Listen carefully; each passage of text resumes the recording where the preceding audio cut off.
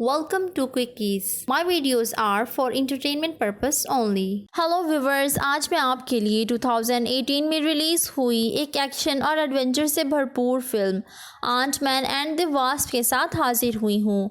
ये aunt-man series का second part है जिसे IMDb पर रेटिंग मिली है 7 आउट ऑफ 10। तो चले मूवी स्टार्ट करते हैं। मूवी का स्टार्ट एक फ्लैशबैक से होता है जहां साइंटिस्ट की वाइफ गुम हो चुकी है और उसकी बेटी अभी बहुत छोटी थी। 30 साल गुजरने के बाद वो इस मिशन के बारे में बताते हैं जब साइंटिस्ट और उसकी वाइफ एक मिसाइल को रोकने गए थे, लेकिन साइज रिड्यूस करने की वजह से उसकी वाइफ क्वांटम में गुम हो जाती है और तब से अब तक वो वापस नहीं लौटी। ये सब बातें साइंटिस्ट प्रेजेंट में अपनी बेटी को बता रहा था। वो उसे कहता है कि ये अपसेट होने का टाइम नहीं है, बल्कि फौरन से खुश हो जाओ क्योंकि तुम्हारी मदर भी वापस आने वाली हैं। जैसे स्कॉट उस जगह पर जाकर वापस आ गया था क्योंकि उसने कैप्सूल को यूज कर लिया। मुझे लगता है कि तुम्हारी मदर को कैप्सूल यूज करना नहीं आता। 30 साल गुजर गए हैं। वो लोग एक ऐसी टेक्नोलॉजी बनाने का सोच रहे थे जिससे बगैर छोटे हुए वो उस जगह जा सकें जहां से आना पहले नामुमकिन था। सीन्स शिफ्ट होते हैं स्कॉट पर जो अपनी बेटी के साथ खेल रहा था। वो दोनों काफी खुश नजर आते हैं। पुलिस ने स्कॉट को आंट-मैन सूट के स्किल्स पब्लिक के सामने एक्सपोज करने से मना किया था। एक दिन खेलते खेलते स्कॉट का पाँव घर से बाहर निकल जाता है जिससे फौरन FBI एजेंट्स वहां आ जाते हैं, यानी उसे ट्रेस कर लिया गया था। वो लोग पूछते हैं कि क्या स्कॉट तुम घर से बाहर निकला है और सारी डिटेल्स बता देता है। अब वो फिर से सो जाता है। आंख खुलने पर वो खुद को होप के साथ पाता है। वो होप से कहता है कि क्या तुम्हें मालूम नहीं मुझे हाउस अरेस्ट मिली हुई है। तो होप कहती है कि आई नो, मगर तुम फिक्र ना करो, तुम्हारी जगह मैं एक आदमी छोड़ आई हूँ। FBI को बिल्कुल भी शक नहीं होगा। वो दोनों एक मिशन पर जाने के लिए साथ थे। होप उसे अपने डैड के पास लाती है जहाँ वो उसे एक मशीन के बारे में बताते हैं, मगर ये मशीन कुछ एरर्स दे रही थी। ये वही मशीन थी जो साइंटिस्ट हैंक ने अपनी वाइफ के पास जाने के लिए बनाई थी। साइंटिस्ट स्कॉट से कहता है कि तुमने मेरी वाइफ के बारे में बताया था, इसका मतलब ये है कि वो अभी भी क्वांटम में कहीं जिंदा मौजूद है। हमें एक हिंट मिला है क्योंकि तुम उस जगह से जाकर वापिस आए हो, इसलिए हमें उसके बारे में मजीद डिटेल्स बताओ ताकि मैं उस पर और रिसर्च कर सकूं।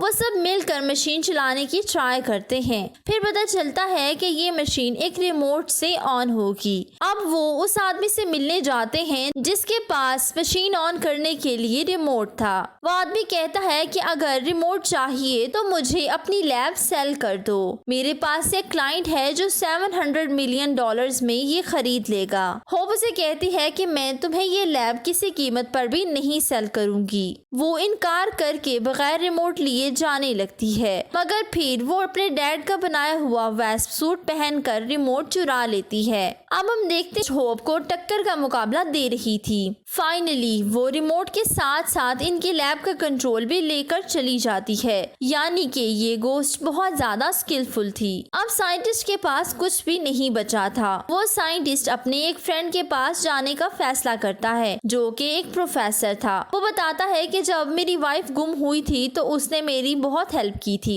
शायद अब भी वो मेरी कोई हेल्प कर सके। ये तीनों मिलकर वहाँ बातें कर रहे थे कि तो उसका फ्रेंड बताता है कि ये तब की बात है जब हम अच्छे दोस्त हुआ करते थे। तुम्हारा बनाया हुआ केमिकल इंडस्ट्री के लोग चुराना चाहते थे और तुमने उन सभी को निकाल दिया। उनमें तुम्हारा एक और फ्रेंड भी था जिसने तुम्हारे खिलाफ प्लानिंग करना शुरू कर दी। हम दोनों ने मिलकर एक सूट तैयार करने का सोचा था, लेकिन ब्लास्ट की वजह से सभी कुछ तबाह हो गया और सिर्फ इस बच्ची ने ही सरवाइव किया।